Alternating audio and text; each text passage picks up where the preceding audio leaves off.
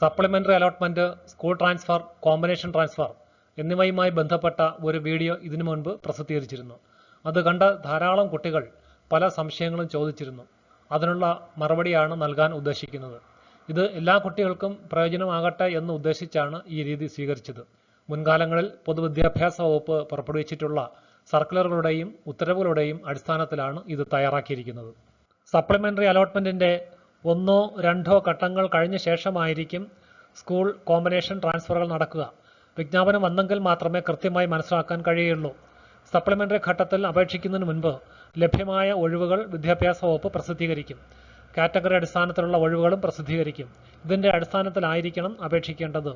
അപേക്ഷ പുതുക്കി വയ്ക്കുന്നവർ നിലവിലുള്ള ഓപ്ഷനുകൾ പുനഃക്രമീകരിക്കുകയും ചെയ്യണം. സപ്ലിമെന്ററി അലോട്ട്മെന്റ് എപ്പോൾ നടക്കും? സപ്ലിമെന്ററി അലോട്ട്മെന്റിനുള്ള അപേക്ഷ ജൂലൈ 2 മുതൽ 5 വരെ സമർപ്പിക്കാം. ജൂലൈ 8-ന് അലോട്ട്മെന്റ് പ്രസിദ്ധീകരിക്കുകയും അന്ന് തന്നെ പ്രവേശന നടപടികൾ ആരംഭിക്കുകയും ചെയ്യും. ജൂലൈ 9-ന് പൂർത്തിയാക്കും. ജൂലൈ 30-നകം +1 പ്രവേശന നടപടികൾ അവസാനിക്കുന്നു. വൈകി പ്രവേശനം നേടി ക്ലാസ് നഷ്ടമാകുന്ന വിദ്യാർത്ഥികൾക്ക് ബ്രിഡ്ജ് കോഴ്സ് നൽകി പഠന വിടവ് നികത്താൻ സംവിധാനം ഒരുക്കുമെന്ന് വിദ്യാഭ്യാസ വകുപ്പ് പ്രസ്താവിച്ചിട്ടുണ്ട്. സ്കൂൾ ട്രാൻസ്ഫർ, കോമ്പിനേഷൻ ട്രാൻസ്ഫർ എപ്പോൾ നടക്കും?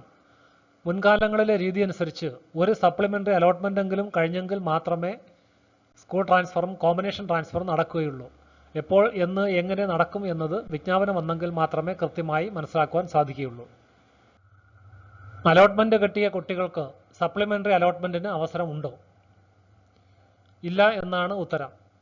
ഏതെങ്കിലും കാരണവശാൽ മുഖ്യഘട്ടത്തിൽ അപേക്ഷ സമർപ്പിക്കാൻ കഴിയാതിരുന്ന കുട്ടികൾക്കും ഇതുവരെയും 1, 2, 3 ഘട്ടങ്ങളിൽ അലോട്ട്മെന്റ് ലഭിക്കാതിരുന്നവർക്കും 1, 2, 3 അലോട്ട്മെന്റുകളിൽ പിഴവുകൾ മൂലം അഡ്മിഷൻ നിരസിക്കപ്പെട്ടവർക്കും ഫൈനൽ കൺഫർമേഷൻ നടത്താൻ കഴിയാതിരുന്നവർക്കും ആണ് സപ്ലിമെന്ററി ഘട്ടത്തിൽ അപേക്ഷിക്കാൻ പറ്റുന്നത്.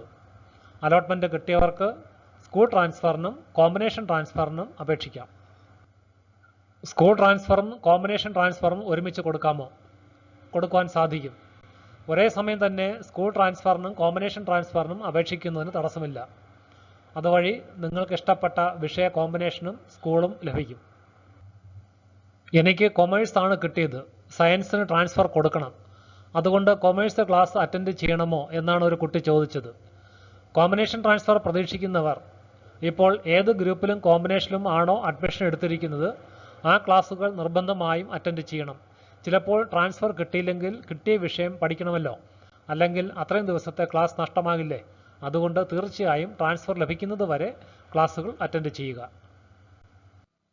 സ്കൂൾ ട്രാൻസ്ഫർ സപ്ലിമെന്ററി അലോട്ട്മെന്റിന് മുമ്പ് നടക്കുമോ? അതിനുള്ള സാധ്യതയില്ല. കാരണം ഇപ്പോൾ സപ്ലിമെന്ററി അലോട്ട്മെന്റിന് വേണ്ടിയുള്ള അപേക്ഷയാണ് സ്വീകരിക്കുന്നത്. സപ്ലിമെന്ററി ഘട്ടത്തിലെ 1-ാം അലോട്ട്മെന്റ് ജൂലൈ 9 അവസാനിക്കും. സ്കൂൾ ട്രാൻസ്ഫറും കോമ്പിനേഷൻ ട്രാൻസ്ഫറും എപ്പോൾ നടക്കും, അതിനുള്ള അപേക്ഷ എപ്പോൾ സ്വീകരിക്കും എന്നുള്ളത് വിജ്ഞാപനം വന്നെങ്കിൽ മാത്രമേ അറിയാൻ കഴിയുകയുള്ളൂ.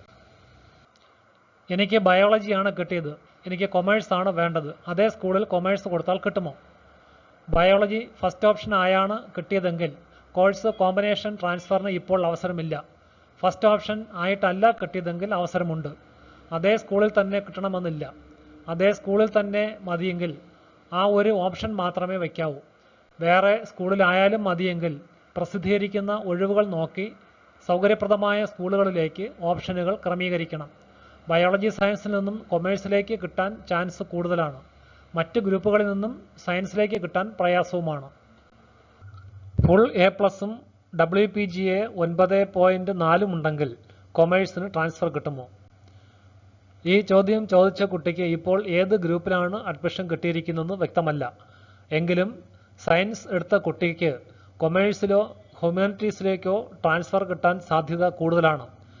സയൻസിലേക്ക് ട്രാൻസ്ഫർ കിട്ടാൻ പ്രയാസവുമാണ്. കാരണം കൂടുതലും കുട്ടികൾ സയൻസ് ആണ് പഠിക്കാൻ താല്പര്യം പ്രകടിപ്പിക്കുന്നത്. കൊമേഴ്സും ഹ്യൂമാനിറ്റീസും സയൻസിനെ പോലെ പ്രധാനപ്പെട്ട ജോലി സാധ്യതയുള്ള ഗ്രൂപ്പാണെന്ന് മനസ്സിലാക്കുക.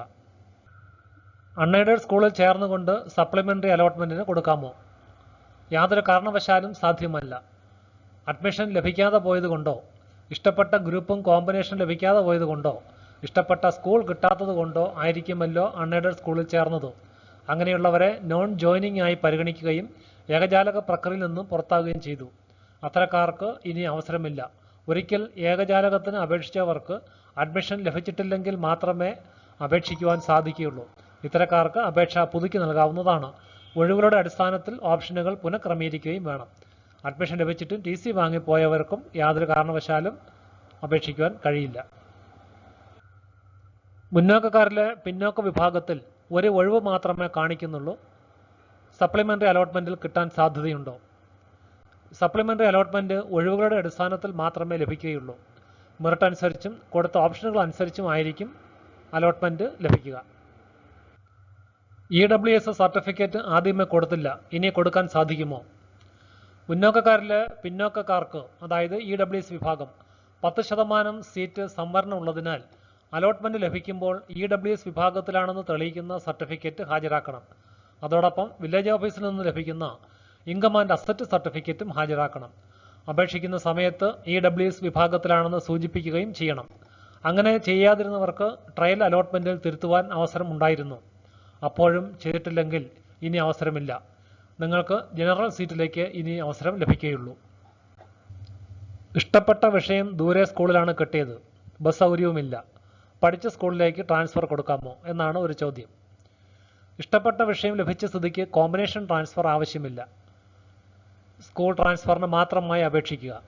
പഠിച്ച സ്കൂളിൽ ഉൾപ്പെടെ വീടിനടുത്തുള്ള ഏത് സ്കൂളിലേക്കും അപേക്ഷിക്കാം. വാഹന സൗകര്യമുള്ള സ്കൂളുകൾ ആദ്യം ഓപ്ഷനായി വയ്ക്കുക. അടുത്തുള്ള ഒന്നിലധികം സ്കൂളുകൾ വയ്ക്കുവാൻ മറക്കരുത്. മെറിറ്റിൻ്റെയും വേക്കൻസിയുടെയും അടിസ്ഥാനത്തിലായിരിക്കും ട്രാൻസ്ഫർ നടക്കുക. മാനേജ്മെൻറ്റ് സീറ്റിൽ അഡ്മിഷൻ നേടിയ കുട്ടിക്ക് സ്കൂൾ ട്രാൻസ്ഫറും സപ്ലിമെൻ്ററി അലോട്ട്മെൻറ്റിനും അപേക്ഷിക്കാൻ സാധിക്കുമോ? രണ്ടിനും സാധിക്കില്ല. മാനേജ്മെൻറ്റ് സീറ്റ് പ്രത്യേക സംവിധാനത്തിലുള്ളതാണ്, ഏകജാലകവുമായി ബന്ധമില്ല. പ്രത്യേക അപേക്ഷകൾ വഴിയാണ് മാനേജ്മെൻറ്റ് കോട്ടയിലേക്ക് അഡ്മിഷൻ നടത്തുന്നത്. അതുകൊണ്ട് ട്രാൻസ്ഫറിനോ സപ്ലിമെൻ്ററി അലോട്ട്മെൻറ്റിനോ സാധ്യതയില്ല. തേർഡ് അലോട്ട്മെൻറ്റിൽ മെറിറ്റിൽ ഫസ്റ്റ് ഓപ്ഷനാണ് കിട്ടിയിരിക്കുന്നത്. അതേ സ്കൂളിൽ കോഴ്സ് ട്രാൻസ്ഫറിന് കൊടുക്കാമോ? തേർഡ് അലോട്ട്മെൻറ്റിൽ ഫസ്റ്റ് ഓപ്ഷനാണല്ലോ കിട്ടിയിരിക്കുന്നത്, പിന്നെന്തിനാണ് കോഴ്സ് മാറുന്നത്? ഫസ്റ്റ് ഓപ്ഷൻ ലഭിച്ചവർക്ക് ഇപ്പോൾ ട്രാൻസ്ഫറിന് അപേക്ഷിക്കുവാൻ സാധിക്കില്ല. ഫസ്റ്റ് ഓപ്ഷൻ ലഭിച്ചവർക്ക് കോഴ്സ് ട്രാൻസ്ഫറിനും ജില്ലകൾ മാറാനും ഉള്ള അവസരം അവസാന ഘട്ടത്തിൽ ചിലപ്പോൾ ലഭിച്ചേക്കാം. കോഴ്സ് കോമ്പിനേഷൻ ട്രാൻസ്ഫറിന് അതേ സ്കൂളിൽ തന്നെ കൊടുക്കാം, പക്ഷേ കിട്ടണമെന്നില്ല. നിങ്ങളുടെ ഓപ്ഷൻ്റെ ക്രമം അനുസരിച്ചും വേക്കൻസിയുടെയും മെറിറ്റിൻ്റെയും അടിസ്ഥാനത്തിലായിരിക്കും ട്രാൻസ്ഫർ നടക്കുക. കോഴ്സ് ട്രാൻസ്ഫർ ഇപ്പോൾ കിട്ടിയ സ്കൂളിൽ മാത്രം മതിയെന്നുണ്ടെങ്കിൽ ഓപ്ഷൻ അത് മാത്രമേ വയ്ക്കാവൂ. മറ്റ് ഓപ്ഷനുകൾ കൂടി വച്ചാൽ ട്രാൻസ്ഫർ ലഭിക്കുകയാണെങ്കിൽ കിട്ടുന്ന സ്കൂളിലേക്ക് നിർബന്ധമായും മാറേണ്ടി വരും. ആലോചിച്ച് തീരുമാനമെടുക്കേണ്ടതാണ്. +1 അഡ്മിഷനുമായി ബന്ധപ്പെട്ട് പ്രസിദ്ധീകരിച്ചിരുന്ന എല്ലാ വീഡിയോകളും നിങ്ങൾക്ക് പ്രയോജനപ്പെട്ടതായി മനസ്സിലാക്കുന്നു. ഇത് കാണുകയും മറ്റുള്ളവർക്ക് കൂടി ഷെയർ ചെയ്ത് കൊടുത്തവർക്കും എൻ്റെ ഹൃദയം നിറഞ്ഞ നന്ദി രേഖപ്പെടുത്തുവാൻ കൂടി ഈ അവസരം ഉപയോഗിക്കുന്നു. +1 പഠന സഹായത്തിനായി 12 തരം സ്കോളർഷിപ്പുകൾ ലഭ്യമാണ്. അതുമായി ബന്ധപ്പെട്ട വീഡിയോ അടുത്തതായി പ്രസിദ്ധീകരിക്കുന്നതാണ്. തുടർന്നുള്ള മറ്റ് പ്രയോജനകരമായ എല്ലാ വീഡിയോകളും നിങ്ങൾ കാണുക. ഇതുവരെയും സബ്സ്ക്രൈബ് ചെയ്യാത്തവർ കൂടി സബ്സ്ക്രൈബ് ചെയ്യാൻ മറക്കരുത്.